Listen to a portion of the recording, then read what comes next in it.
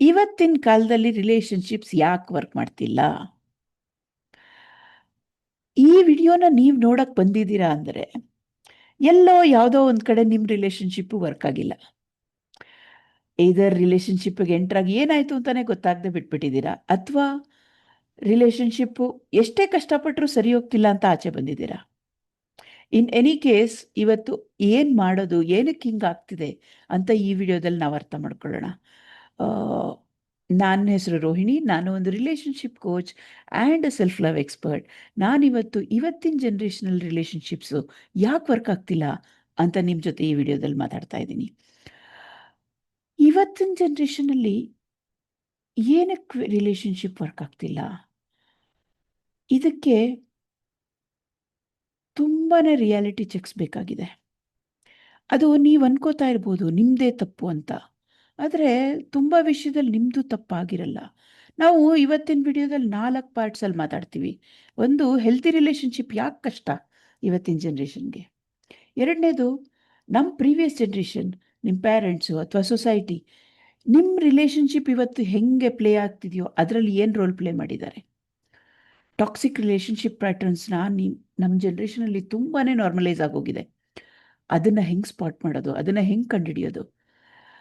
ಇದಾದಮೇಲೆ last but never the least, ನೀವು ಒಂದು ರಿಲೇಶನ್ಶಿಪ್ಪಲ್ಲಿ ಹೆಲ್ದಿಯಾಗಿ ಶೋ ಆಗಬೇಕಾದ್ರೆ, ಹೆಲ್ದಿಯಾಗಿ ತೋರಿಸ್ಕೊಬೇಕಾದ್ರೆ, ಹೆಲ್ದಿಯಾಗಿ ನಿಮ್ಮನ್ನು ನೀವು ಅಲ್ಲಿ ಇದಾಗಬೇಕಾದ್ರೆ ನೀವು ಹೆಂಗೆ, ಏನು, ಯಾವ ವರ್ಷನ್ಗೆ ಗ್ರೋ ಆಗಬೇಕು, ಹೆಂಗೆ ಚೇಂಜ್ ಆಗಬೇಕು, ಇದು 4 ಪಾರ್ಟ್ಸ್ನ ನಾವಿವತ್ತು ಮಾತಾಡ್ತಾ ಇದ್ದೀವಿ. ನಾವು ರಿಲೇಶನ್ಶಿಪ್ ಅಂದರೆ ಏನು ನೋಡ್ಕೊಂಡು ಬೆಳೆದ್ವಿ? ಮೊದಲನೇದು ನಮ್ಮ parents marriage. And most of our parents marriage was an obligation, ಒಂದು ಸರ್ವೈವಲ್. ನಾವು ಹೆಂಗೆ ಮುಂದಕ್ಕೆ ಕಂಟಿನ್ಯೂ ಮಾಡೋದು, ಹೆಂಗೆ ಮಕ್ಕಳನ್ನ ಬೆಳೆಸೋದು, ಇದ್ರ ಮೇಲೆ ಬೇಸಾಗಿತ್ತೆ ಹೊರತು ಒಂದು ಲವ್ ಅನ್ನೋ ಇದ್ರ ಮೇಲೆ ರಿಲೇಶನ್ಶಿಪ್ ಬೇಸಾಗಿರಲಿಲ್ಲ. ಅವ್ರ ರಿಲೇಶನ್ಶಿಪ್ಪಿಂದ ನಾವು ತುಂಬ ತಗೋಬೋದು. ಅವರು ಕಮಿಟ್ ಆಗಿ ಹೆಂಗಾಗಿದ್ರು, ಕಮಿಟ್ಮೆಂಟ್ನ ಹೆಂಗೆ ಕಂಟಿನ್ಯೂ ಮಾಡಿಕೊಂಡ್ರು, ತುಂಬ ವಿಷಯಗಳನ್ನ ನೀವು ಅಬ್ಸರ್ವ್ ಮಾಡ್ದೇನೂ ಸಬ್ಕಾನ್ಷಿಯಸ್ ಆಗಿ ಪಿಕ್ ಮಾಡ್ಕೊಂಡಿರ್ತೀರ. ಅದರಿಂದ ಅದ್ರ ಬಗ್ಗೆನೂ ಮಾತಾಡೋಣ. ನೆಕ್ಸ್ಟು ನಾವು ಏನು ನೋಡಿದ್ವಿ, ಬಾಲಿವುಡಲ್ಲಿ, ಹಾಲಿವುಡಲ್ಲಿ ಮೂವೀಸ್ ನೋಡ್ತಾ ಇದ್ವಿ, ಅಥವಾ ಕನ್ನಡ ಮೂವೀಸ್ ನೋಡ್ತಾ ಇದ್ವಿ. ಅದರಲ್ಲಿ ರಿಲೇಶನ್ಶಿಪ್ಪು ಆ್ಯಕ್ಚುಲಿ ವರ್ಕ್ ಆಗೋ ಹೆಲ್ದಿ ರಿಲೇಶನ್ಶಿಪ್ ಎಲ್ಲೂ ತೋರಿಸಲ್ಲ. ಅವ್ರ ಮೇನ್ ಏಮು ಟಿಕೆಟ್ ಸೆಲ್ ಮಾಡೋದು. ಅವ್ರು ಎಷ್ಟು ಅದನ್ನು ಕೆಯೋಟಿಕ್ ಆಗಿ, ಟಾಕ್ಸಿಕ್ ಆಗಿ ತೋರಿಸ್ತಾರೋ ಅಷ್ಟು ಜಾಸ್ತಿ ಟಿಕೆಟ್ ಸೆಲ್ ಆಗುತ್ತೆ.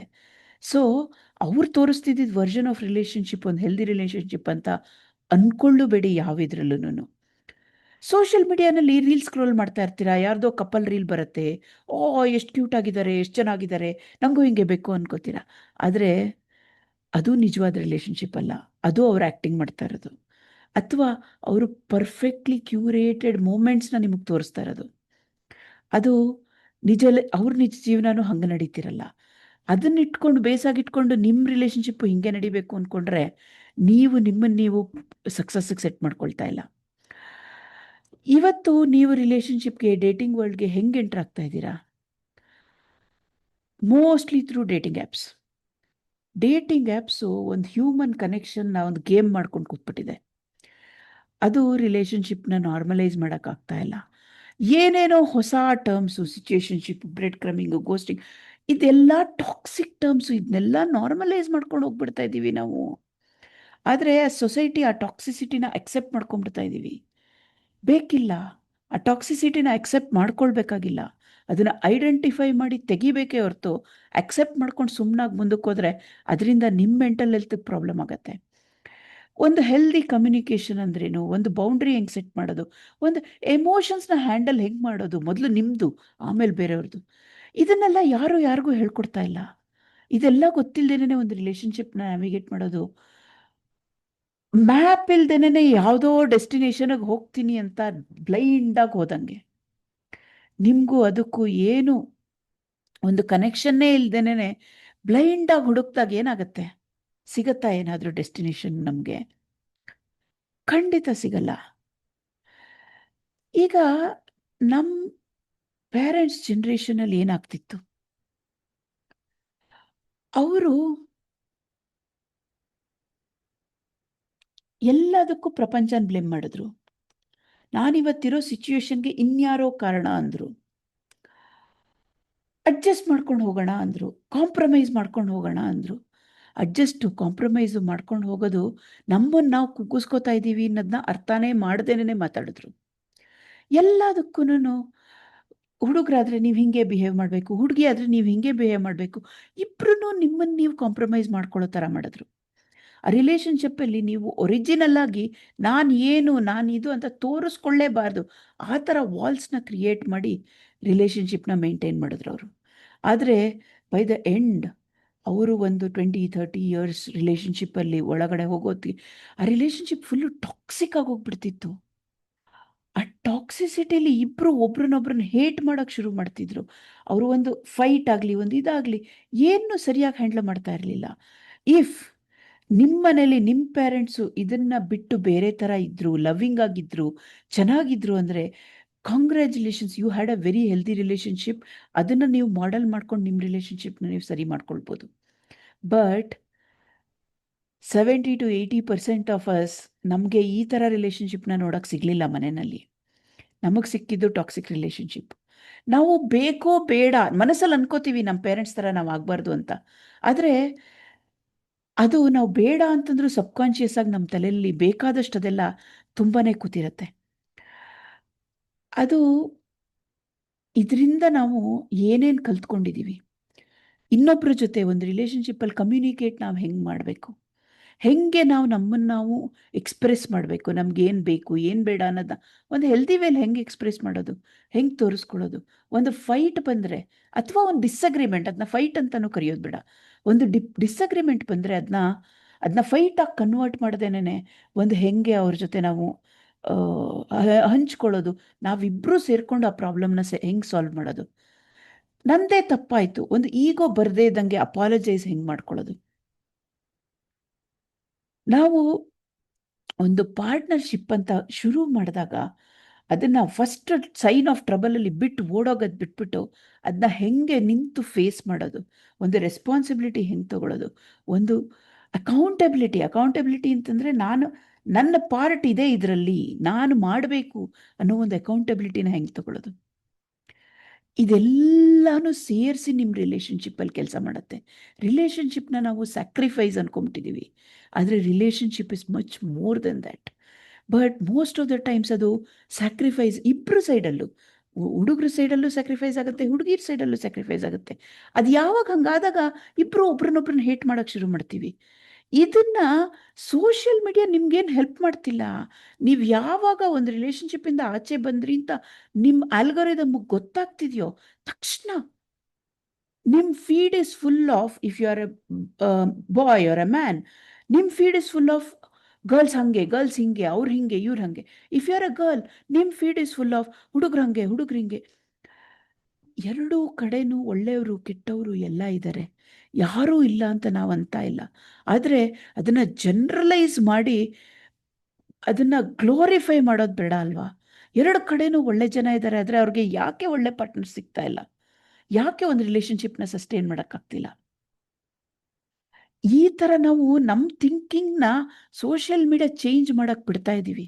ಸೋಷಿಯಲ್ ಮೀಡಿಯಾ ಒಂದೇ ಅಲ್ಲ, ಮೂವೀಸು ಆ ಮೂವೀಸಲ್ಲಿ ನೋಡಿಬಿಟ್ಟು ನಾವೇನು ಅನ್ಕೊತೀವಿ, ಅಯ್ಯೋ ನನಗೆ ಅದೇ ಥರ ಲವ್ ಬೇಕು. ಆ ಮೂವೀಸಲ್ಲಿ ತೋರಿಸ್ತಿರೋದು ಎಕ್ಸ್ಟ್ರೀಮ್ಸು. ಈಗ ನಿಮಗೆ ಒಳ್ಳೆ ಪಾರ್ಟ್ಸು ಅಷ್ಟೇ ಫುಲ್ ಎಕ್ಸ್ಟ್ರೀಮು. ಅವ್ರು ಅಷ್ಟೊಂದು ಲವ್ವಿ ಅಷ್ಟೊಂದು ಕ್ಲಿಂಗಿ ಆಗಿರೋದು ರಿಲೇಷನ್ಶಿಪ್ಸು ಕೆಲಸ ಮಾಡಲ್ಲ, ಎಷ್ಟು ದಿವಸ ಅಂತ ಹಂಗಿರೋಕ್ಕಾಗಲ್ಲ. ಅವ್ರು ಆ್ಯಕ್ಚುಲಿ ಅಷ್ಟೊಂದು ಕ್ಲಿಂಗಿ ಆಗಿರೋ ರಿಲೇಷನ್ಶಿಪ್ಸು ಆರ್ ಬೇಸ್ಡ್ ಆನ್ ಆಂಗ್ಸೈಟಿ. ನಿಮ್ಮ ಆಂಗ್ಸೈಟಿ ಕೆಲಸ ಮಾಡ್ತಿದೆ ಅಲ್ಲಿ ಹೊರತು ನಿಮ್ಮ ಕಾಮ್ನೆಸ್ಸು ಒಂದು ಆ್ಯಕ್ಚುಯಲ್ ಆಗಿ ನೀವು ರಿಲೇಷನ್ಶಿಪ್ಪಲ್ಲಿ ಸಸ್ಟೈನೇಬಲ್ ಆಗಿ ಶೋ ಅಪ್ ಆಗ್ತಿರೋ ವೇನಲ್ಲಿ ಕೆಲಸ ಮಾಡ್ತಿರಲ್ಲ. Clingy relationships never work. Clingy relationship start becoming ಒಬ್ರಿಗೆ ಅದು ತುಂಬಾ ಸಫಕೇಟಿಂಗ್ ಆಗೋಕ್ಕೆ ಶುರುವಾಗುತ್ತೆ ಆ್ಯಂಡ್ ಆಮೇಲೆ ಅದು ಇದಾಗ್ಬಿಡುತ್ತೆ. At the same time the complete opposite, ಎಷ್ಟೊಂದು ಸತಿ ಟಾಕ್ಸಿಕ್ ರಿಲೇಷನ್ಶಿಪ್ ಪ್ಯಾಟರ್ನ್ಸ್ ಮೂವೀಸಲ್ಲಿ ತೋರಿಸೋದು, ಸೀರೀಸಲ್ಲಿ ತೋರಿಸೋದು, ಅವ್ರ ಕೋಪ ಇದು ಎಲ್ಲ ಒಬ್ಬರು ತೋರಿಸ್ತಾ ಇದ್ರು, ಇನ್ನೊಬ್ರು ಅದನ್ನ ಸ್ಯಾಕ್ರಿಫೈಸ್ ಅಂತ ತಗೊಳ್ಳೋದು, ಅದನ್ನು ಗ್ಲೋರಿಫೈ ಮಾಡೋದು, ಅದೂ ಸರಿಯಲ್ಲ.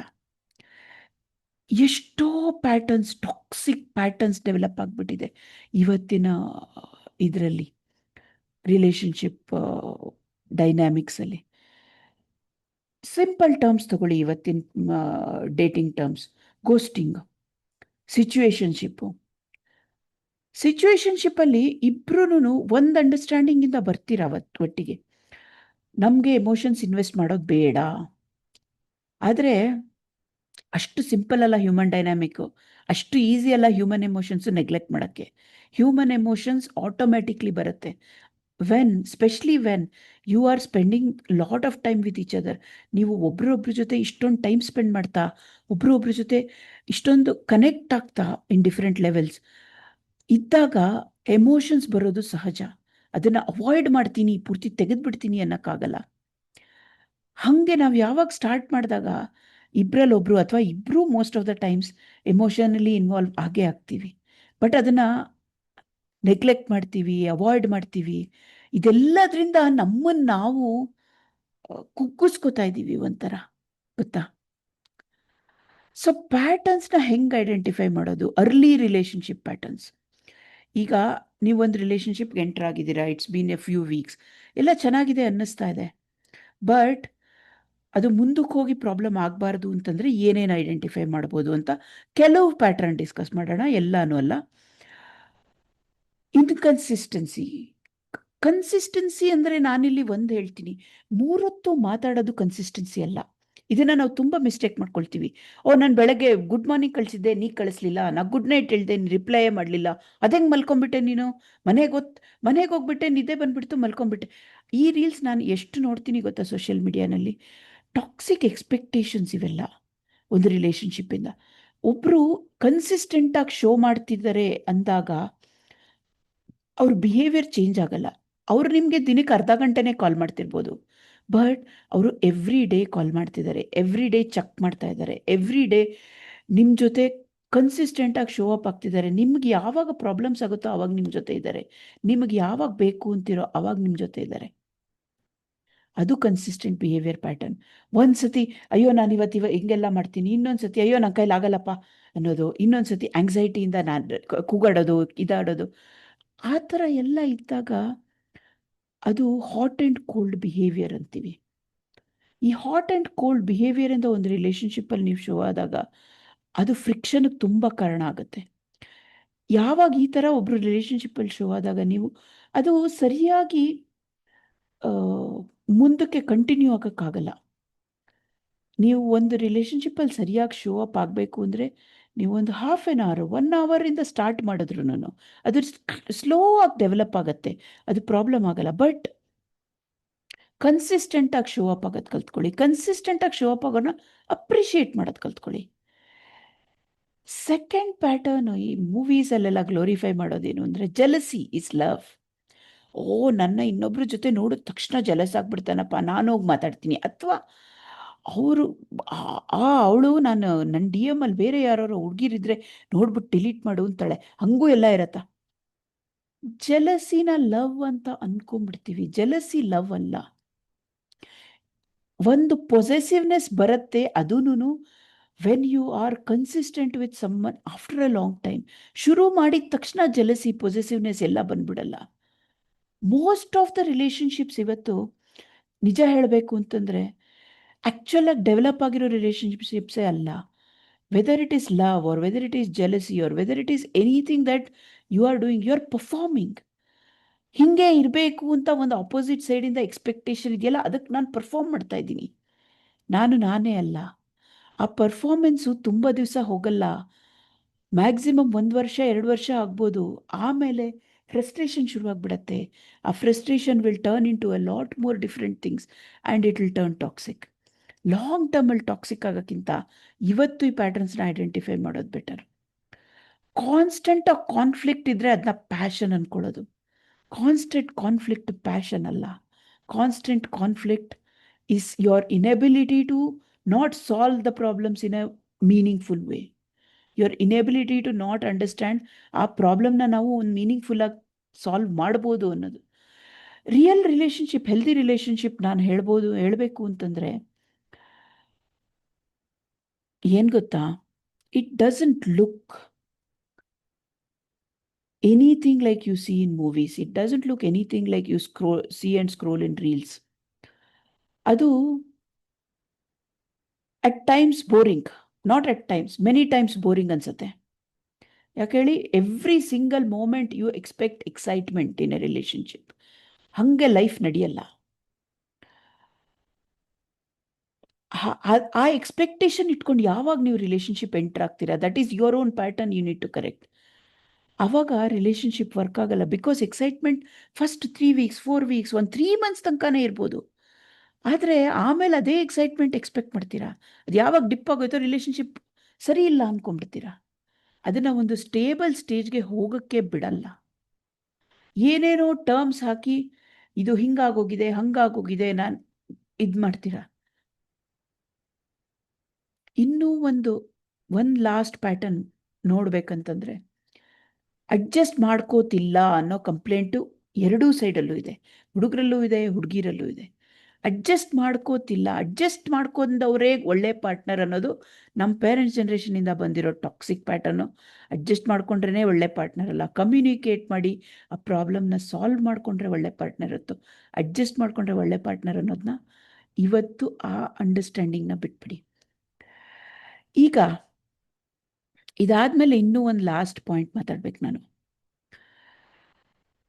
ನೀವು ಹೆಂಗೆ ಒಂದು ರಿಲೇಶನ್ಶಿಪ್ಗೆ ರೆಡಿ ಆಗ್ಬೋದು? ಈಗ ನಾವು ಹೆಂಗಿದೀವೋ ಹಾಗೆ ಒಂದು ರಿಲೇಶನ್ಶಿಪ್ಪಲ್ಲಿ ಶೋ ಅಪ್ ಆಗ್ತಾ ಇದ್ದೀವಾ? ಹಂಗಾದಾಗ ಅಲ್ಲಿ ಏನೇನು ಪ್ರಾಬ್ಲಮ್ಸ್ ಬರ್ತಾ ಇದೆ ಅಬ್ಸರ್ವ್ ಮಾಡ್ತಾ ಇದ್ದೀವಾ? ಹೆಂಗೆ ನಾವು ಆ ರಿಲೇಶನ್ಶಿಪ್ಪಲ್ಲಿ ನಮ್ಮನ್ನು ನಾವು ಹೆಂಗಿದೀವೋ ಹಾಗೆ ಶೋ ಅಪ್ ಆದಾಗ ಇಬ್ರೂ ಎರಡೂ ಕಡೆಯಿಂದ ಆ ರಿಲೇಶನ್ಶಿಪ್ಪು ಸ್ಟಾರ್ಟಿಂಗಲ್ಲಿ ಸ್ವಲ್ಪ ಟ್ರಬಲ್ ಅನ್ಸುತ್ತೆ, ಪ್ರಾಬ್ಲಮ್ಸ್ ಅನ್ಸುತ್ತೆ. ಬಿಕಾಸ್ ಇಬ್ರೂ ಬೇರೆ ಥರಾನೇ ಬೆಳೆದಿರ್ತೀರಾ, ಬೇರೆ ಇದರಿಂದಾನೇ ಬಂದಿರ್ತೀರಾ.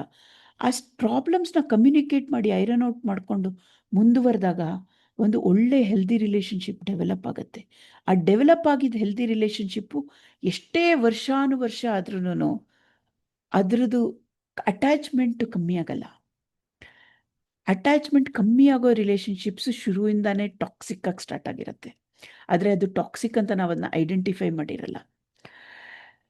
ಮುಂದಕ್ಕೆ ಏನು ಮಾಡಬೇಕು? ಏನು ಮಾಡ್ತಾರೆ ಕೆಲವರು, ಒಂದು ರಿಲೇಶನ್ಶಿಪ್ಪಿಂದ ಇನ್ನೊಂದು ರಿಲೇಶನ್ಶಿಪ್ ಜಂಪ್ ಮಾಡ್ತಾರೆ. ಯಾಕೆ? ಆ ರಿಲೇಶನ್ಶಿಪ್ ಬಿಟ್ಟು ಅದನ್ನು ಬಿಟ್ಟು ನೀನು ಯಾರು ನಾನು ಯಾರು ಅಂತ ಯೋಚನೆನೇ ಮಾಡಿರಲ್ಲ ಯಾವತ್ತೂ. ನೀನು ಯಾರು ಈ ರಿಲೇಶನ್ಶಿಪ್ಸ್ನೆಲ್ಲ ಬಿಟ್ಟು? ನೀನು ಯಾವ ಥರ ಶೋ ಅಪ್ ಆಗ್ತಾ ಇದೆಯಾ ಒಂದು ರಿಲೇಶನ್ಶಿಪ್ಪಲ್ಲಿ, ಯಾವ ಥರ ತೋರಿಸ್ಕೊತಾ ಇದೆಯಾ? ನಿನಗೆ ಆ ರಿಲೇಶನ್ಶಿಪ್ಪಿಂದ ಎಕ್ಸ್ಪೆಕ್ಟೇಷನ್ಸ್ ಏನು? ಆ ರಿಲೇಶನ್ಶಿಪ್ಪಲ್ಲಿ ಏನು ಬೇಕು ಏನು ಬೇಡ, ಏನು ನೋಡ್ತಾ ಇದ್ದೀವಿ? ಏನಾದರೂ ಒಂದು ಇದಿದೆಯಾ ಐಡೆಂಟಿಫೈಯರು? ಅದನ್ನೆಲ್ಲ ನಾವು ಯಾವತ್ತಾರು ಯೋಚನೆ ಮಾಡಿದ್ದೀವ? ಅದನ್ನೆಲ್ಲ ಯೋಚನೆ ಮಾಡ್ದೇನೆ ಸುಮ್ಮನೆ ಡೈರೆಕ್ಟಾಗಿ ಯಾರೋ ಹ್ಞೂ ಅಂದರು ಆಯ್ತಪ್ಪ ಈ ಹುಡುಗಿ ನಕ್ಬಿಟ್ಲು ನನ್ನ ನೋಡ್ಬಿಟ್ಟು, ಅಥವಾ ಅವ್ನು ನಂಗೆ ಫ್ಲವರ್ಸ್ ಕೊಟ್ಟ ಚಾಕ್ಲೇಟ್ ಕೊಟ್ಟ ಅಂತ ಒಂದು ರಿಲೇಶನ್ಶಿಪ್ಪಿಗೆ ಜಂಪ್ ಆಗೋದಲ್ಲ. ನಿಮ್ಗೆ ಏನು ಬೇಕು ಅದನ್ನು ಫಸ್ಟ್ ಐಡೆಂಟಿಫೈ ಮಾಡಿ. ಒಂದು ರಿಲೇಶನ್ಶಿಪ್ಪಲ್ಲಿ ನೀವು ನಿಮ್ಮ ಎಮೋಷನ್ಸ್ನ ಹೆಂಗೆ ಹ್ಯಾಂಡಲ್ ಮಾಡ್ತಾ ಇದ್ದೀರಾ? ನೀವು ಒಂದು ಫೈಟ್ ಬಂದಾಗ ಅಥವಾ ಒಂದು ಡಿಸಗ್ರಿಮೆಂಟ್ ಬಂದಾಗ ಹೆಂಗೆ ಶೋ ಅಪ್ ಆಗ್ತಾ ಇದ್ದೀರಾ? ಹೆಂಗೆ ಅದನ್ನ ಫಿಕ್ಸ್ ಮಾಡೋಕ್ಕೆ ಟ್ರೈ ಮಾಡ್ತಾ ಇದ್ದೀರಾ? ನೀವು ಒಂದು ಡಿಸ್ಕಂಫರ್ಟ್ ಬಂದಾಗ ಒಂದು ರಿಲೇಶನ್ಶಿಪ್ಪಲ್ಲಿ ಎಷ್ಟು ಬೇಗ ಐ ವಾಂಟ್ ಟು ಲೀವ್ ಅಂತ ಇದ್ದೀರಾ? ಇದನ್ನೆಲ್ಲ ಅರ್ಥ ಮಾಡ್ಕೊಳ್ದೇನೆ ಹೆಲ್ದಿ ರಿಲೇಶನ್ಶಿಪ್ ಫಾರ್ಮ್ ಮಾಡೋಕ್ಕಾಗಲ್ಲ. ನಿಮ್ಮನ್ನು ನೀವು ಇದೆಲ್ಲ ಕ್ವೆಶನ್ಸ್ನ ಫಸ್ಟ್ ಕೇಳ್ಕೋಬೇಕು. ಯಾವುದು ಹೆಲ್ದಿ ಟೈಪ್ ಆಫ್ ಕಮ್ಯುನಿಕೇಷನ್ ಅಂದರೆ ಏನು? ಈಗ ಇಬ್ಬರು ಬೇರೆ ಬೇರೆ ಇದರಲ್ಲಿ ಬೆಳೆದಿರೋ ಇಬ್ಬರು ಒಂದು ಇದಕ್ಕೆ ಬಂದಾಗ ಅಲ್ಲಿ ಕಮ್ಯುನಿಕೇಷನ್ ಪ್ರಾಬ್ಲಮ್ಸ್ ಬರೋದು ಸಹಜ. ಅದು ವರ್ಕಲ್ಲೇ ಇರ್ಬೋದು ಅಥವಾ ಅದು ರಿಲೇಶನ್ಶಿಪ್ಪಲ್ಲೇ ಇರ್ಬೋದು. ವರ್ಕಲ್ಲಿ ಆ ಕಮ್ಯುನಿಕೇಷನ್ನ ಪ್ರೊಫೆಷ್ನಲ್ ಕಮ್ಯುನಿಕೇಷನ್ ಹೆಂಗೆ ಮಾಡೋದು ಅಂತ ಎಲ್ಲ ಥರದಲ್ಲೂ ಹೇಳ್ಕೊಡ್ತಾರೆ, ಕಲ್ತ್ಕೊತೀವಿ ನಾವು. ಆದರೆ ಅದನ್ನೇ ಮನೇಲಿ ಮಾಡೋಕ್ಕೆ ನಮ್ಗೆ ಎಷ್ಟೋ ಸತಿ ಬರಲ್ಲ, ಎಷ್ಟೋ ಸತಿ ಅರ್ಥ ಆಗಲ್ಲ ಹೆಂಗೆ ಮಾಡೋದು ಅಂತ. ಬಿಕಾಸ್ ಮನೆಯಲ್ಲಿ ಒಂದು ರಿಲೇಶನ್ಶಿಪ್ಪಲ್ಲಿ ನಾವು ವರ್ಕ್ ಥರ ಕ್ಯೂರೇಟ್ ಆಗಿ ಒಂದು ಪಾಲಿಶ್ಡ್ ಆಗಿ ತೋರಿಸ್ಕೋಬೇಕು ಅಂದ್ಕೊಳ್ಳಲ್ಲ. ನಮ್ದು ಎಮೋಷನ್ಸ್ ಏನಿದೆಯೋ ಅದರಿಂದ ಡೈರೆಕ್ಟಾಗಿ ಮಾತಾಡ್ತೀವಿ. ಅದು ಕರೆಕ್ಟು, ತಪ್ಪು ಅಂತ ಹೇಳ್ತಾ ಇಲ್ಲ. ನಾವು ಹೆಂಗಿದೀವೋ ಹಾಗೆ ಬರೋದು ಸಹಜ. ಆದರೆ ಅದರಿಂದ ಏನು ಪ್ರಾಬ್ಲಮ್ಸ್ ಬರ್ತಾ ಇದೆ, ನನ್ನ ಎಮೋಷನ್ಸ್ನ ನಾನು ಹೆಂಗೆ ಹ್ಯಾಂಡಲ್ ಮಾಡಬೇಕು, ಆ ಓನರ್ಶಿಪ್ ಬೇಕು. ಈಗ ನಾನು ಕೋಪ ಮಾಡಿಕೊಂಡೆ ನೀನು ಹ್ಯಾಂಡಲ್ ಮಾಡು ಅಲ್ಲ, ನಾನು ತಪ್ಪು ಮಾಡಿದೆ ನೀನು ಸಹಿಸ್ಕೋ ಅಲ್ಲ. ನಾನೇನೋ ಮಾಡಿದೆ ನೀನು ಅಡ್ಜಸ್ಟ್ ಮಾಡ್ಕೋ ಅಲ್ಲ. ನಾನೂ ಮಾಡ್ಕೊಳ್ತೀನಿ. ನಂದು ನಾನು ಸರಿ ಮಾಡ್ಕೊಂಡು ನಾನು ಬರ್ತೀನಿ. ನಿಂದು ನೀನು ಸರಿ ಮಾಡ್ಕೊಂಡು ನೀನು ಬಾ. ಎಲ್ಲಿದ್ದೀವಿ ನೋಡೋಣ, ಇದರಿಂದ ಮುಂದಕ್ಕೆ ಏನು ಪ್ರಾಬ್ಲಮ್ಸ್ ಬರ್ತಿದೆ ನೋಡೋಣ. ಅದನ್ನು ನಾವು ಸರಿ ಮಾಡಿಕೊಂಡು ನೀನೇನು ಅಂತ ನಾನು ಅರ್ಥ ಮಾಡ್ಕೊಳ್ತೀನಿ, ನಾನೇನು ಅಂತ ನೀನು ಅರ್ಥ ಮಾಡ್ಕೊ. ಅದು ನೀನು ಹೆಂಗಿದೆಯೋ ಹಂಗೆ ನಾನು ಎಕ್ಸೆಪ್ಟ್ ಮಾಡ್ಕೊಳ್ತೀನಿ, ನಾನು ಹೆಂಗಿದ್ದೀನೋ ಹಂಗೆ ನೀನು ಎಕ್ಸೆಪ್ಟ್ ಮಾಡ್ಕೊ. ಪಾಸಿಟಿವ್ಸ್ ಇದೆ, ನೆಗೆಟಿವ್ಸ್ ಇದೆ, ಎಲ್ಲ ಇದೆ. ಆದರೆ ಆ ಥರ ಒಂದು ಒಟ್ಟಿಗೆ ಬಂದು ಇಬ್ಬರು ರಿಲೇಷನ್ಶಿಪ್ ಶುರು ಮಾಡಿದಾಗ ಆ ರಿಲೇಷನ್ಶಿಪ್ಪು ಹೆಲ್ದಿಯಾಗಿರುತ್ತೆ, ಎಂಡ್ ತನಕ ಚೆನ್ನಾಗಿರುತ್ತೆ. ಮುಂದಕ್ಕೆ ಹೋಗ್ತಾ ಹೋಗ್ತಾ ಹೋಗ್ತಾ ಹೋಗ್ತಾ ಆ ಥರ ರಿಲೇಷನ್ಶಿಪ್ಪಲ್ಲಿ ಲವ್, ಕಮಿಟ್ಮೆಂಟು, ಪ್ರೀತಿ ಎಲ್ಲ ಜಾಸ್ತಿ ಆಗುತ್ತೆ ಹೊರತು ಕಮ್ಮಿ ಆಗಲ್ಲ. ಈ ಥರ ರಿಲೇಷನ್ಶಿಪ್ ನೀವು ಡೆವಲಪ್ ಮಾಡ್ಕೊಳ್ಳಿ. ಹೆಂಗೆ ಇದನ್ನು ಮಾಡ್ಕೊಳ್ಳೋದು ಅನ್ನೋದಕ್ಕೆ ಮುಂದಕ್ಕೆ ವಿಡಿಯೋಸ್ ನೋಡ್ತಾ ಇರಿ. ಕಮೆಂಟಲ್ಲಿ ನಂಗೆ ಹೇಳಿ ಏನು ಪ್ರಾಬ್ಲಮ್ಸ್ ಬರ್ತಾ ಇದೆ, ಏನಿದು ಬರ್ತಾ ಇದೆ ಅಂತ. ಇನ್ನು ಮುಂದಕ್ಕೆ ನಾನು ಯಾವ ಥರ ವಿಡಿಯೋಸ್ ಮಾಡಿದ್ರೆ ನಿಮ್ಗೆ ಇಷ್ಟ ಆಗುತ್ತೆ, ಏನದ್ರ ಬಗ್ಗೆ ಮಾತಾಡಿದ್ರೆ ನಿಮ್ಗೆ ಇಷ್ಟ ಆಗುತ್ತೆ, ಏನದ್ರ ಬಗ್ಗೆ ನಾವು ಮಾತಾಡಬೇಕು ಅನ್ನೋದ್ರ ಬಗ್ಗೆ ನಂಗೆ ಇದು ಮಾಡಿ. ನನ್ನ ಇನ್ಸ್ಟಾಗ್ರಾಮಲ್ಲಿ ಫಾಲೋ ಮಾಡಿ. ನನ್ನ ID Rohini BV, ROHINI Rohini BV.ಕನ್ನಡ. ಸೊ ನನ್ನ ಇನ್ಸ್ಟಾಗ್ರಾಮ್ನ ಫಾಲೋ ಮಾಡಿ, ಕ್ಯಾಪ್ಷನಲ್ಲಿದೆ. ನಿಮ್ಗೆ ಯಾವ ಥರ ವಿಡಿಯೋಸ್ ಬೇಕೋ ಹೇಳಿ, ನಾನು ಡೆಫಿನೆಟ್ಟಾಗಿ ನಿಮಗೋಸ್ಕರ ಮುಂದಕ್ಕೂ ವಿಡಿಯೋಸ್ ಮಾಡ್ತೀನಿ. ರಿಲೇಷನ್ಶಿಪ್ನ ಹೆಲ್ದಿ ಮಾಡೋಕ್ಕೆ ಇದು ಫಸ್ಟ್ ಸ್ಟೆಪ್ಪು. ಇದು ಫಸ್ಟ್ ಸ್ಟೆಪ್ನ ನಾನು ನೀವು ಒಟ್ಟಿಗೆ ತಗೊಳ್ಳೋಣ. ಇವತ್ತಿಂದ ರಿಲೇಷನ್ಶಿಪ್ನ ಹೆಲ್ದಿ ಮಾಡ್ಕೊಳ್ಳೋಣ. ಹೆಲ್ದಿಯಾಗಿ ಒಂದು ನಮ್ಮ ಲೈಫಲ್ಲಿ ನಮಗೊಬ್ಬರು ಸಪೋರ್ಟಿವ್ ಆಗಿದ್ದಾರೆ ಅಂತಂದರೆ ಎಷ್ಟು ಸಂತೋಷ, ಎಷ್ಟು ಖುಷಿ ಅಲ್ವಾ. ನಾವು ಇನ್ನೊಬ್ರಿಗೆ ಅದೇ ಸಪೋರ್ಟ್ ಆಗೋಣ, ಅದೇ ಇದಾಗೋಣ.